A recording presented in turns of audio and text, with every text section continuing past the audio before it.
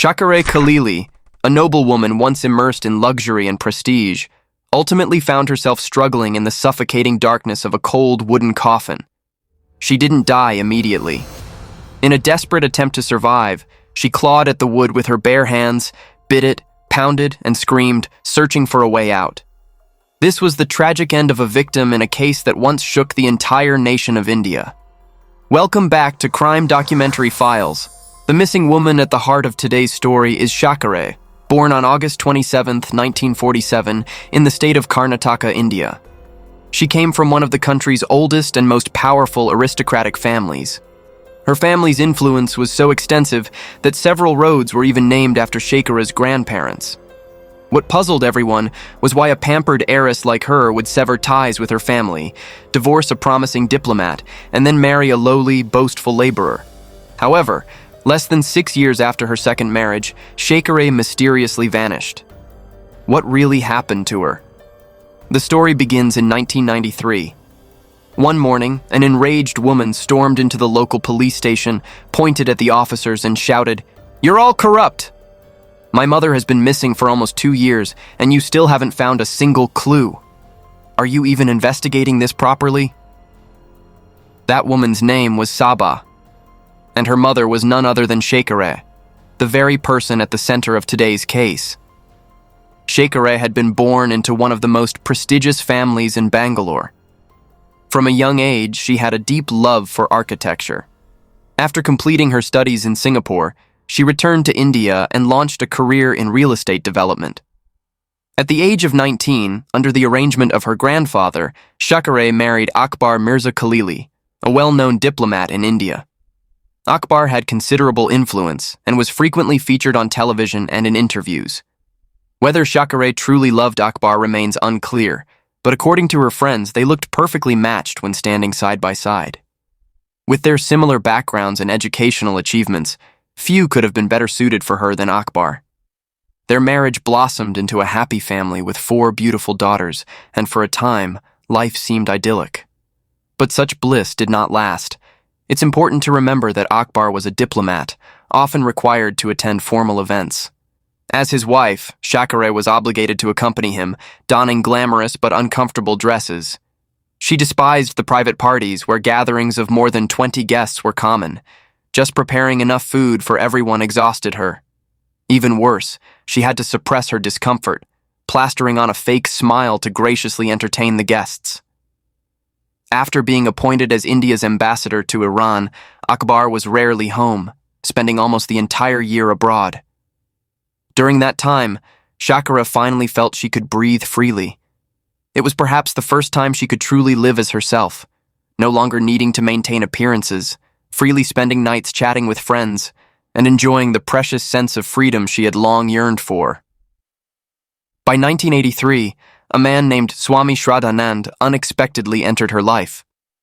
At first, no one paid much attention to the short, rough-voiced man. But it wasn't long before his presence became impossible to ignore. Swami's background was the complete opposite of Shakereh's. He was a Hindu, the son of a modest schoolteacher in the central city of Sagar. Uninterested in academics, Swami had dropped out of school, left home to wander, and changed his name from Murali to Swami. To survive, Swami worked a series of odd jobs around Rampur. Despite his small stature, he was known for his quickness. Hardened by life on the streets, he developed a rare gift for persuasion, so much so that people joked he could talk the dead back to life. Swami often proclaimed himself to be a holy figure and claimed to have numerous disciples across India. Whether these claims were true was impossible to verify, given the limited flow of information at the time. Still, Swami had a natural ability to inspire trust. Because of this, Shakereh and her family eventually hired Swami to help manage some of their real estate affairs. Swami proved himself diligent. Not only did he handle his duties efficiently, but he also took it upon himself to help with errands around the house. Every morning, he would bring tea and the newspaper to Shakereh, gestures that touched her deeply. Before long, Shakereh began to view Swami as part of the family, even inviting him to move into the home. Living under the same roof and seeing each other daily, Swami seized the opportunity. He used moments of privacy to subtly criticize Shakare's diplomat husband, insisting that a talented and ambitious woman like her deserved better than to live a lonely, unfulfilled life. No matter how strong-willed someone might be, it was difficult to resist such relentless psychological manipulation over time. By 1985, Shakare made the momentous decision to file for divorce, a move that stunned everyone, including her 4 daughters. Her children couldn't comprehend why their mother would make such a choice. In India during that era, divorce was a tremendous social stigma.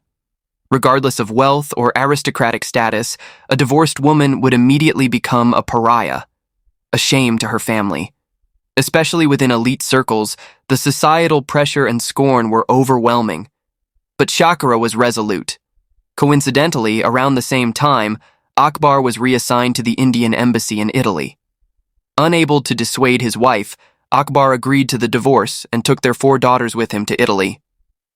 Less than 6 months after the divorce was finalized in 1986, Shakereh married Swami. From the perspective of her family and friends, it seemed as if she had been bewitched or had completely lost her mind. Shakare and Swami belonged to 2 entirely different worlds. She was elegant, educated, honest, and straightforward. He was manipulative, cunning, and a habitual liar.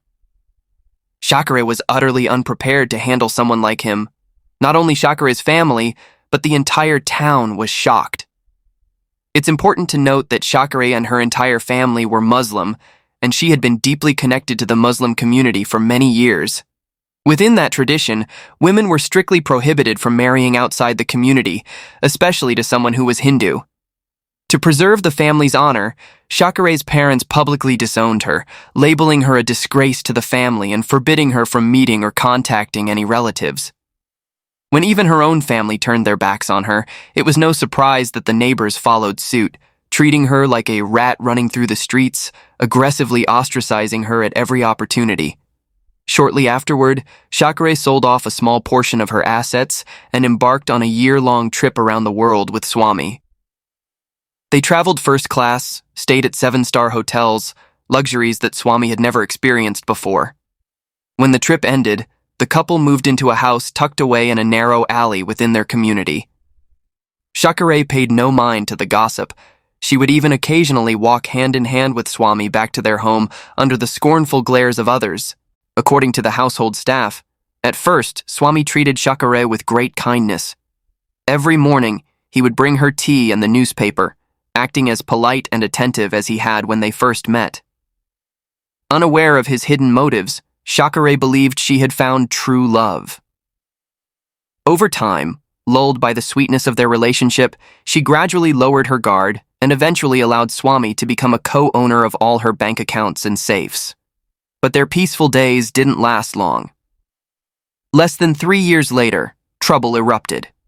In 1990, Sabah, Shakareh's second daughter, returned to India from Italy with her father.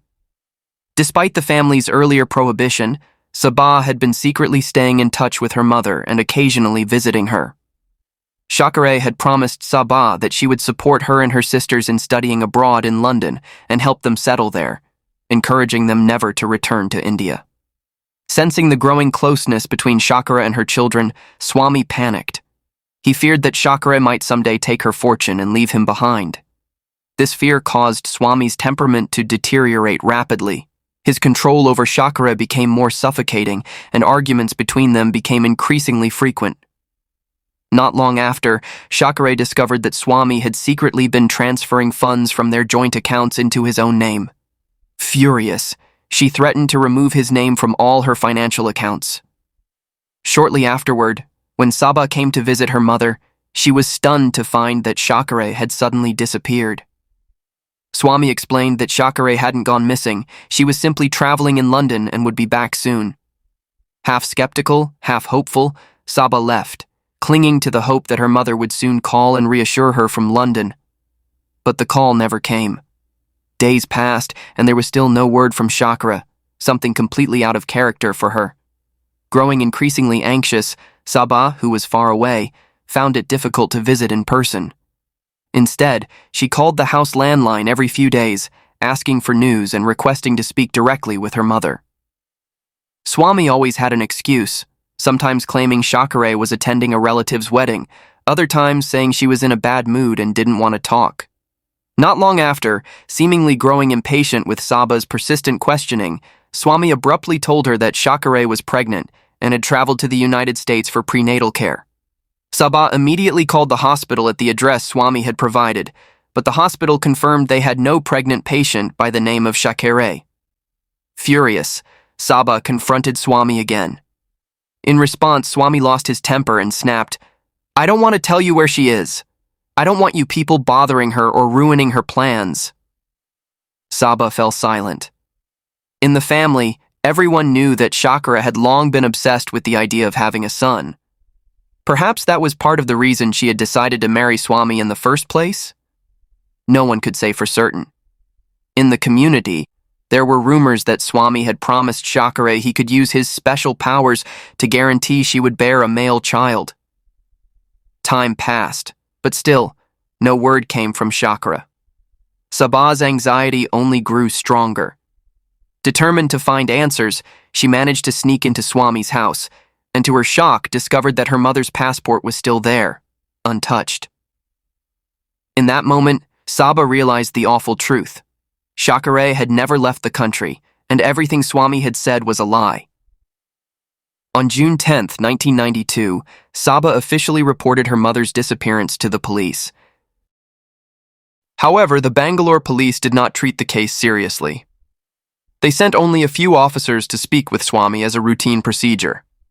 As expected, Swami repeated his earlier claims that his wife was in America and would not be returning anytime soon. It wasn't until 1993, after Saba stormed into the police station in anger, coupled with mounting pressure from Shakereh's ex-husband, that authorities finally reopened the case and handed it over to the Criminal Investigation Department. Investigators immediately summoned Swami, Shakereh's current husband, and interrogated him for 5 straight hours. Yet Swami remained defiant, insisting he had no idea where his wife had gone and expressing concern for Shakereh's safety, claiming he was just as worried as her daughters. Although there was no direct evidence at that point, investigators strongly suspected that Swami was the only one capable of orchestrating Shakereh's disappearance. They began closely monitoring his every move and interviewing those close to him.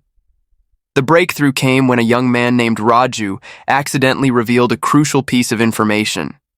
He recalled that several years earlier, Swami had hired him to move a large rectangular wooden box, big enough to fit a person inside.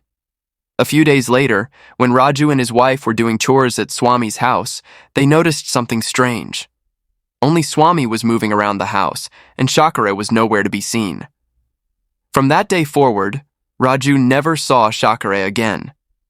Could it be that Swami had murdered Shakereh, placed her body inside the wooden box and hidden it somewhere? If so, where was the box now? Raju vividly remembered that during those days, the weather had been terrible. Constant drizzle left Swami's backyard muddy and full of puddles. He recalled Swami standing in the backyard for a long time, saying he wanted to clear out the plants, keep only a turkey tree, and dig a small pond to help nourish it. Raju didn't understand Swami's real intentions, but he did as instructed. He dug a large hole and helped lower the wooden box into it. Swami explained that the box would be used to store water. However, just a few days later, when Raju returned, he found that the backyard had been completely paved with tiles, and right in the center stood a thriving turkey tree. During the Eid festival, Raju happened to witness Swami kneeling before the turkey tree, performing a strange ritual, praying while pouring a can of milk over the tree's trunk. Raju's testimony immediately triggered suspicion among the investigators. They recalled that in some local villages, Brahmin priests would cremate the dead and then plant a turkey tree on the gravesite, pouring milk over the tree as part of a sacred ritual. Coincidentally, Swami himself came from a Brahmin background. Could Swami's act of pouring milk over the tree have been a symbolic admission that someone was buried beneath it? According to the investigation, even though Shakare had been disowned by her family, she still retained an enormous amount of personal wealth, worth tens of billions of rupees. After marrying Swami, Shakare signed a power of attorney and a will, granting him full control over her assets. Seizing the opportunity, Swami managed to transfer a portion of her property into his own name, cashing out 65 million rupees. The sheer scale of Shakereh's fortune fueled Swami's greed and pushed him down a reckless path. Not stopping there, after Shakereh's disappearance, Swami continued exploiting her name to establish a financial company, gradually transferring all of her assets to himself. He sold off all of Shakereh's real estate holdings, leaving only the house she had lived in before she vanished. On March 28, 1994, after careful deliberation, the police decided to summon Swami for another round of questioning. At first, Swami was defiant, repeating the same line over and over, "I don't know where she is."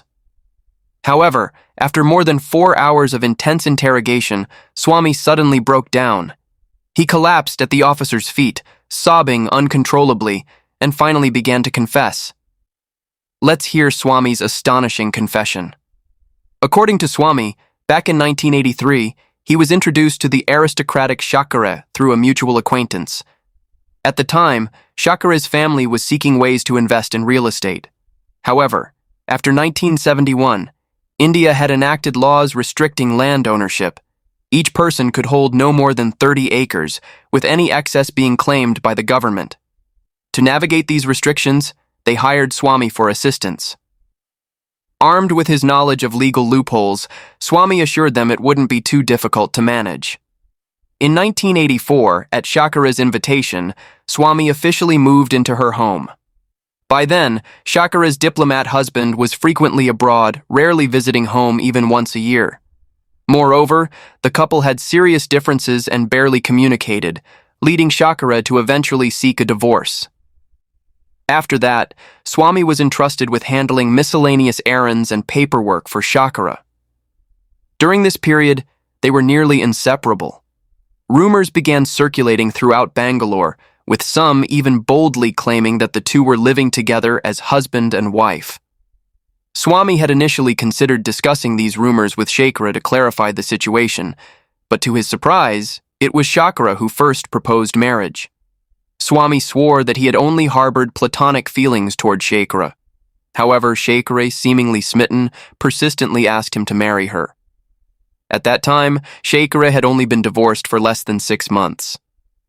Swami feared that marrying so soon would spark scandal and public gossip. But Shakereh reassured him she didn't care about society's judgment, nor did she enjoy mingling with a wide social circle. The only thing she truly wanted was to marry Swami. In reality, Swami never truly desired the marriage. As a traditionally minded Indian man, he had no wish to marry a woman who had previously been married.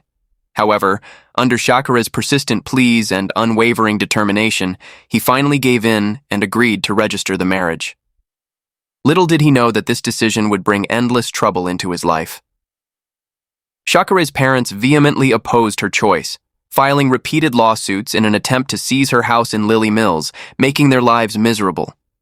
Despite the turmoil, Swami remained steadfast. As a proud Indian man, he believed he could withstand any amount of pressure.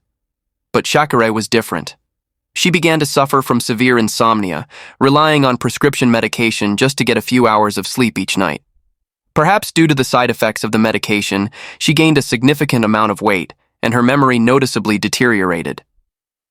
Tragedy struck soon after. At the age of 44, Shakereh became pregnant with a baby boy, the child she had long dreamed of. Unfortunately, the baby was born prematurely and passed away just 2 days after birth.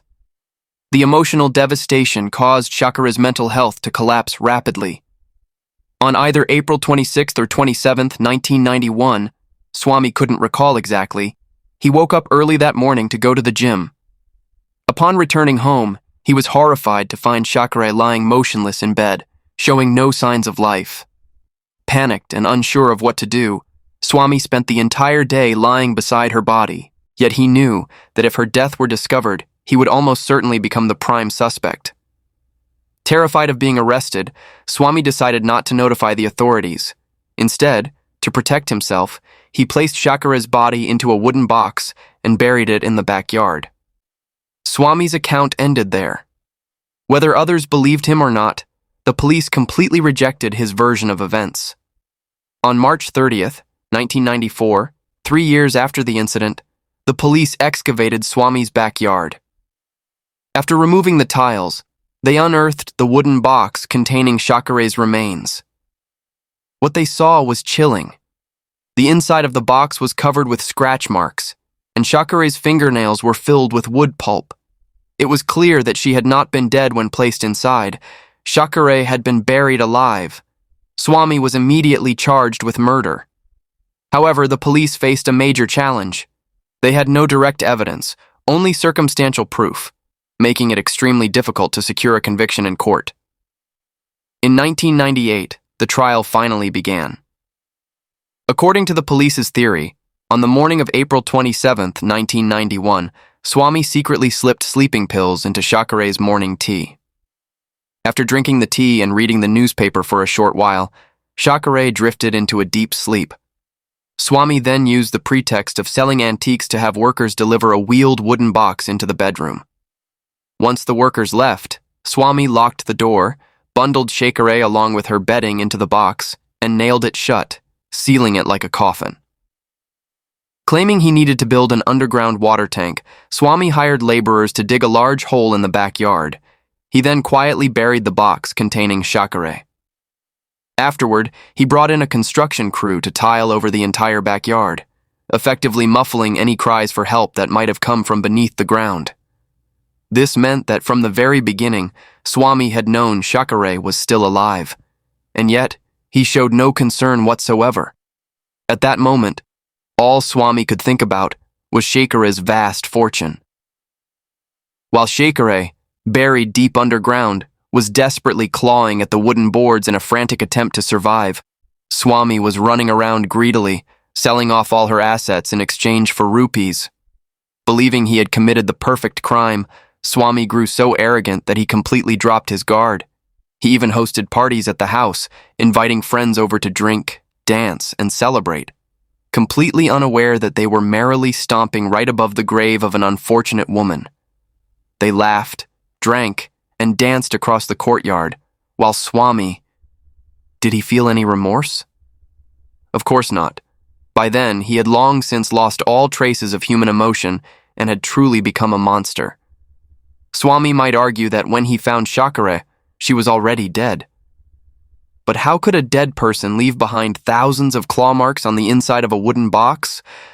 Those deep, desperate scratches made by her fingernails stood as undeniable evidence of Shakereh's fierce will to live. She had regained consciousness inside that dark coffin, pounding on the lid, scraping and biting at the wood, fighting desperately for her life until her final moments. In 2005, Swami was sentenced to death by hanging. He immediately appealed. In 2008, his sentence was reduced to life imprisonment. And in 2022, at the age of 83, Swami once again petitioned the Supreme Court for his release, but his plea was firmly rejected. And that brings the first case to a close. Up next, we move on to the second case. In 2019, a shocking serial murder case rocked the state of Kerala, India. Over the course of 14 years, one woman silently poisoned her father-in-law, mother-in-law, husband, uncle-in-law, as well as the wife and young daughter of her lover, claiming a total of 6 lives. How could a respected college lecturer fall so far and become a murderer? And how did she manage to maintain a double life filled with lies for 14 long years? To find the answer, we must go back to 1997. At the time, Jolly was 25 years old when she met Roy, her future husband. Roy's family was considered highly prestigious in their local community. His father, Tom, worked in the education sector, while his mother, Anna, was a school teacher. From a young age, all 3 of Roy's siblings had been raised with a strong emphasis on education. In truth, Roy and Jolly were distantly related. Roy's uncle was married to Jolly's aunt. They first met at the housewarming party for that uncle and aunt. Jolly immediately caught Roy's eye, wearing high heels and bold outfits that few dared to wear in those days. Back then, cell phones and other forms of quick communication weren't widespread, so the two could only exchange letters. Through these letters, their bond grew deeper over time. When he came of age, Roy candidly informed his parents about his relationship with Jolly and expressed his intention to marry her. Although they shared no direct blood relation, the extended family connection made Roy's father uneasy, and he advised his son to think carefully. However, Jolly quickly reassured her future in-laws, claiming she had a master's degree in commerce and promising that she would soon secure a good job to help ease the family's financial burden. Coming from an academic background themselves, Roy's parents were relieved to hear about Jolly's high level of education. They believed that whether she pursued further studies or entered the workforce, she would bring pride to the family. After much consideration, they eventually gave their blessing for Roy and Jolly to marry. After the wedding, Jolly officially moved into Roy's family home, living with him and his parents. They warmly welcomed her into the family, proud to have such an educated woman among them, completely unaware that she would eventually lead them toward tragedy. At first, Jolly seemed respectful toward her in-laws and friendly with the neighbors. She often joined Roy in visiting friends and family for dinners and gatherings. When Roy went to work, Jolly stayed home, managing household duties and preparing curry meals for the family. On the surface, everything seemed peaceful and harmonious. As time went by, however, Jolly's mother-in-law began growing restless. Being a teacher herself, she strongly believed that educated women shouldn't stay confined to the home. She encouraged Jolly to find a stable job, both to contribute financially and to avoid becoming isolated from society. Outwardly, Jolly agreed with her suggestions, but in reality she had no intention of finding employment. She simply stalled for time. A while later, Jolly became pregnant, using her pregnancy as a convenient excuse to further delay job hunting. However, shortly after the birth of her child, her mother-in-law pushed again. "Don't worry about the baby," she said. "I'll take care of the child. You should focus on finding a job. You can't stay at home forever and disconnect from society like this." At this point, Jolly couldn't possibly confess that the academic credentials she had once bragged about were entirely fake. Her mother-in-law had already looked down on her for her farming background. If she found out that Jolly had only completed a pre-university course and had never actually earned a college degree, she would undoubtedly throw her out of the house. With no other choice, Jolly continued to come up with excuses, doing everything she could to hide the truth. However, lies can't stay hidden forever. When Jolly realized that her mother-in-law, growing increasingly suspicious, was planning to meet her father directly to inquire about her education, she began to panic. Her father was completely unaware of the lies she had told, and if questioned, he would innocently reveal that Jolly had no advanced degree and no qualifications for a professional career.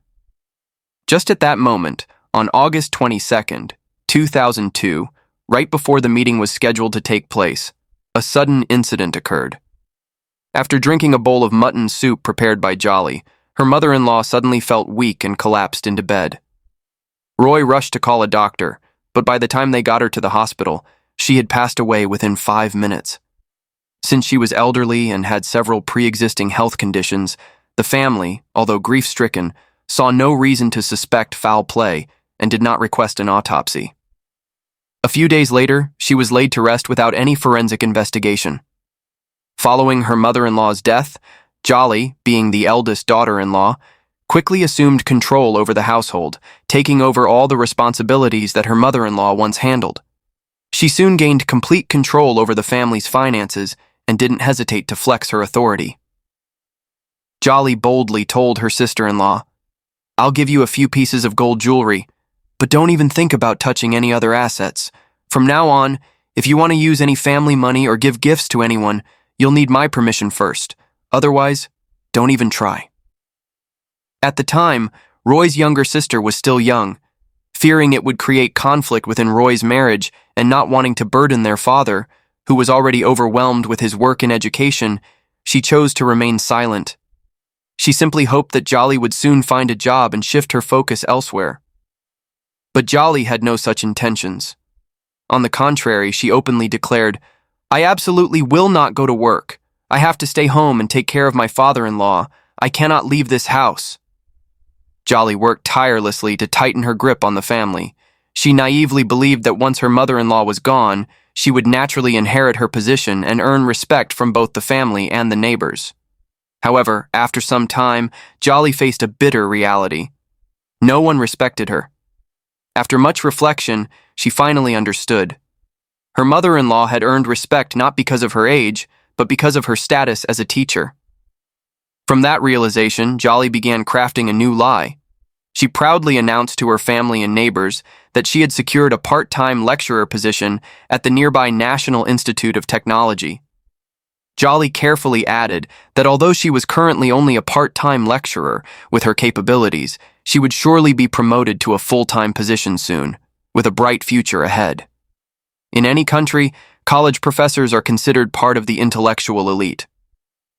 With that title, Jolly quickly gained the respect she had long craved. Friends and strangers alike began addressing her as Professor.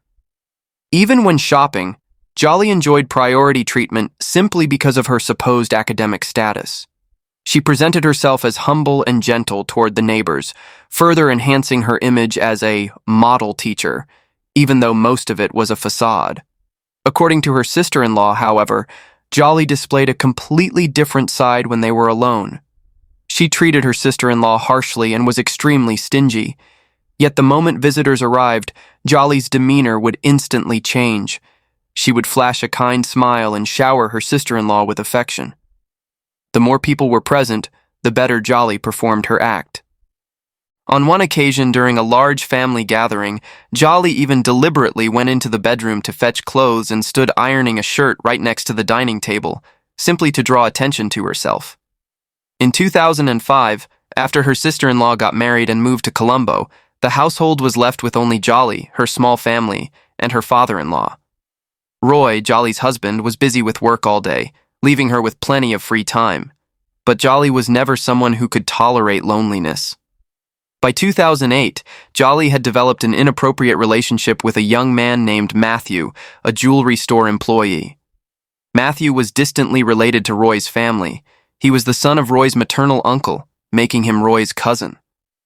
Thanks to this connection, Matthew frequently visited the house under the pretense of checking in on family and often stayed the entire day. Matthew's constant presence made Jolly's father-in-law increasingly uncomfortable. He once bluntly asked her, "Why is Matthew here every day? What exactly does he want?" The father-in-law gradually grew suspicious of the unusual relationship between Jolly and Matthew, but every time he tried to confront her, Jolly would dodge the questions and change the subject. Finally, on August 22, 2008, tragedy struck. As usual, after dinner, Jolly gave her father-in-law a few capsules that she had tampered with. Moments after swallowing them, he began to feel ill. He tried to stand, but only managed a few steps before collapsing onto the floor. Jolly stood by, watching him lose consciousness, and only much later called friends for help to find a car to take him to the hospital. But it was too late. Her father-in-law died en route. Jolly told the doctor that her father-in-law had suffered a heart attack and that an autopsy wasn't necessary. Trusting her, the doctor refrained from conducting an autopsy and quickly released the body to the family for burial preparations. At the funeral, Jolly wept dramatically, appearing so grief-stricken that no one suspected foul play. Everyone believed it was simply a sudden heart attack. No one realized that yet another murder was quietly being plotted. Later, according to neighbors, Jolly had confidently declared that 3 people would die in that house because a priest had warned that the home's feng shui was cursed. Sure enough, 2 years later, the 3rd death occurred. It was Roy, Jolly's husband. By that time, Jolly and Roy's relationship had already deteriorated. Roy's business was failing, and the family's finances were under severe strain. Jolly forged a will, successfully transferring ownership of the house and land from her late father-in-law to herself and Roy. Roy may have harbored some suspicions about the will, but under the heavy burden of financial stress, he went ahead and presented the document to his brother and sister, claiming he would inherit everything from their father. At that time, Roy's brother and sister were already married and had stable jobs. Even though they noticed some suspicious details about the will, they ultimately decided to compromise and handed over the property to Roy. Little did they know that this compromise would soon lead Roy to his death. Around 9 p.m. on September 30th, 2011, Roy went to the bathroom and never returned. When the family found him, he was lying unconscious on the floor. Despite being rushed to the hospital, Roy did not survive. 3 deaths occurring in such a short span of years began raising suspicions, even among those who had been slow to notice before. Roy's uncle, in particular, felt something was very wrong. He insisted that the doctors perform an autopsy, even though Jolly strongly opposed it, claiming everything was just an unfortunate accident and that an autopsy would be pointless.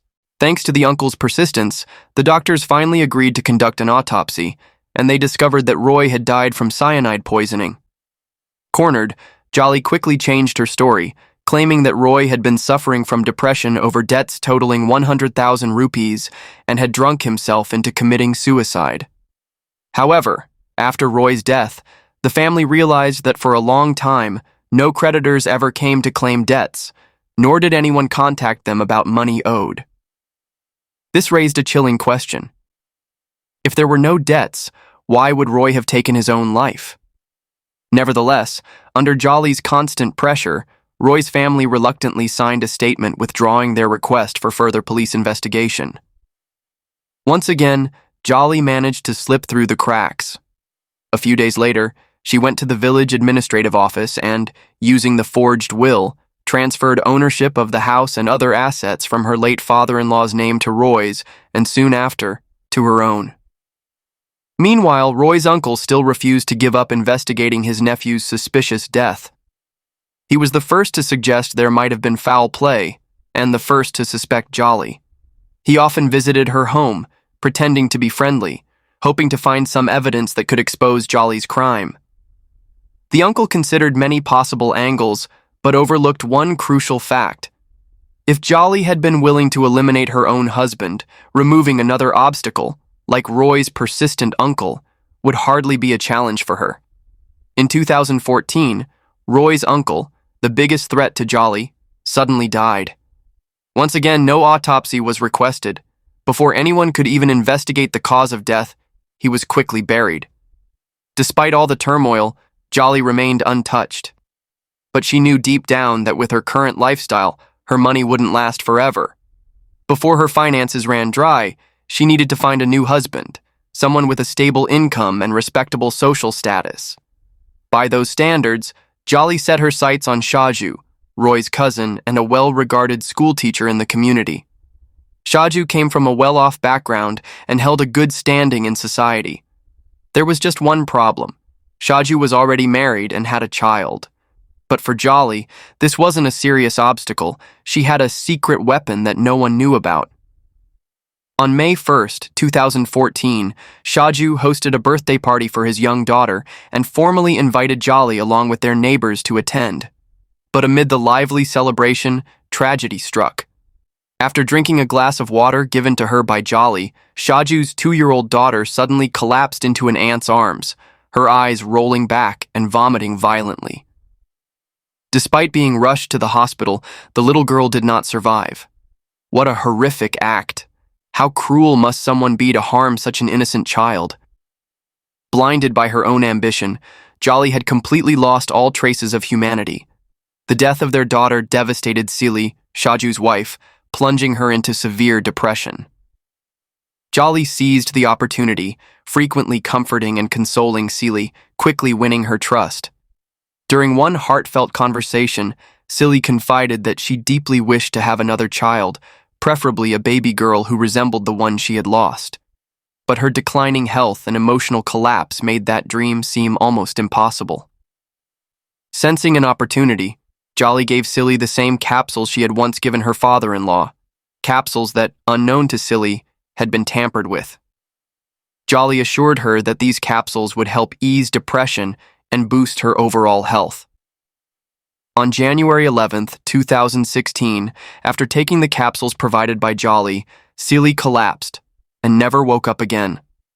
Since Khaleeli was young and had no serious underlying health issues, the hospital insisted on conducting an autopsy.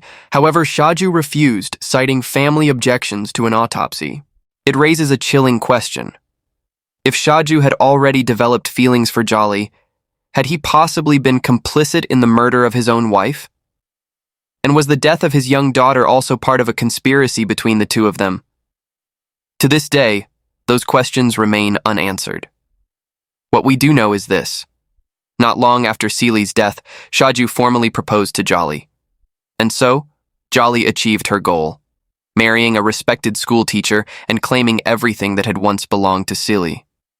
It was around this time that Renji, Roy's sister and Jolly's former sister-in-law, stumbled upon a critical piece of information. After receiving Roy's autopsy report from a relative, she carefully examined it word by word and noticed a suspicious inconsistency. Renji recalled that Jolly had once said Roy had returned home around 3 p.m., eaten rice and curry, then felt exhausted, skipped dinner, and later collapsed in the bathroom. But the report stated clearly that Roy's time of death was recorded at 11:20 p.m., and the rice and curry in his stomach remained undigested. As we know, cyanide is a highly lethal poison that causes death almost immediately. This meant Roy must have died shortly after dinner, contradicting Jolly's original account. Why would she lie? Could it be that Jolly was the true mastermind behind everything?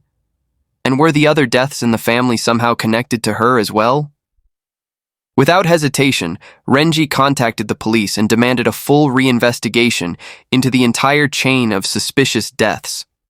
Given the gravity of the situation, a special team of 10 investigators was quickly assembled to uncover the true identity of Jolly. Do you remember? Jolly had once claimed to be a visiting lecturer at the National Institute of Technology in India. But in reality, the institute had never employed anyone by the name of Jolly. For more than a decade, Jolly had never held an official job.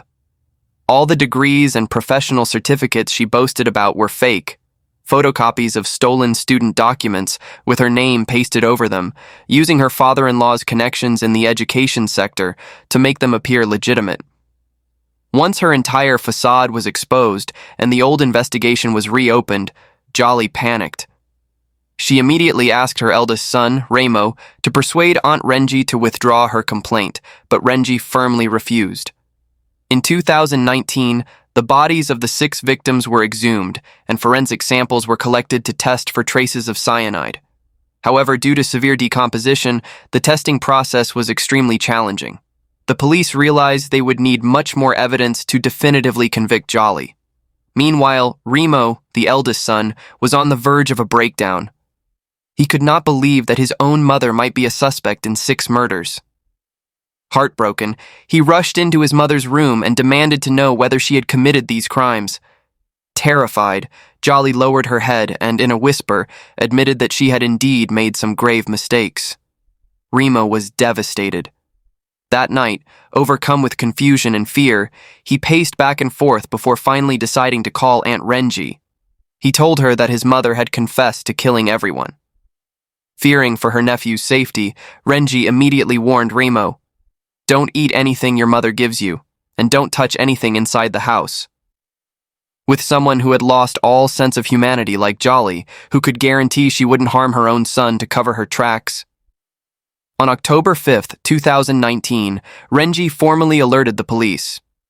Jolly, then 47 years old, was immediately arrested on charges of murdering Roy.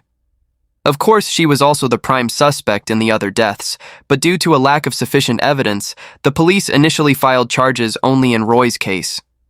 Still, one major question remained unanswered. Where did Jolly get the cyanide? Had she acted alone, or did she have an accomplice? In Kerala, it is extremely difficult for ordinary citizens to obtain cyanide. Only jewelers are legally permitted to use cyanide for polishing metals. The police found it hard to believe that Jolly had orchestrated everything entirely on her own. Earlier, we had mentioned Matthew, Jolly's lover. Matthew worked at a jewelry store and, because of his profession, had likely come into contact with cyanide. The police immediately summoned Matthew for questioning. Sure enough, as soon as he sat down, Matthew confessed that years earlier, Jolly had asked him to procure some cyanide, claiming she needed it to kill stray dogs around her house. Matthew had contacted a jeweler friend, paid 5,000 rupees and 2 bottles of liquor, and managed to obtain the cyanide.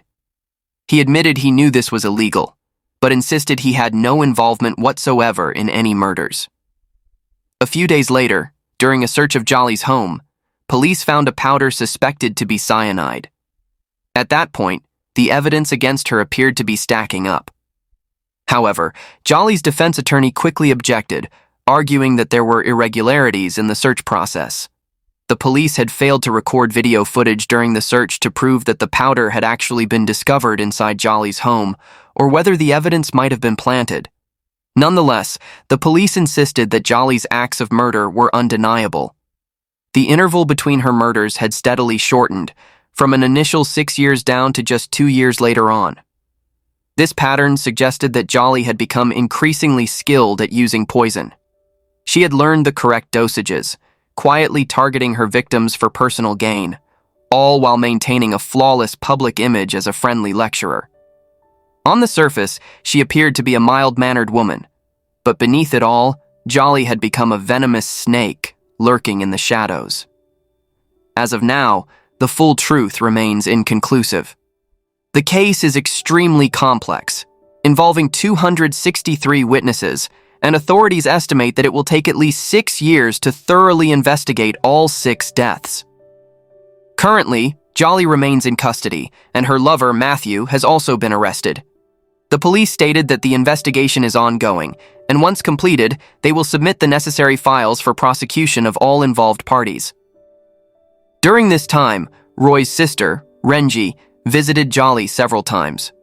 Renji still couldn't fathom how Jolly had managed to conceal her true identity for 14 years, nor how she could be so cruel as to harm even innocent children. When confronted with these questions, Jolly responded coldly, "My criminal psychology is so strong that I can hide anything." Then, on a night in February 2020, Jolly, who had previously maintained a calm demeanor, suddenly slit her wrists inside her prison cell. Fortunately, she was rescued in time.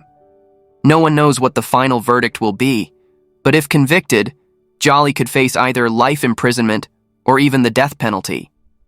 Let's stay tuned for more updates as this incredible case continues to unfold.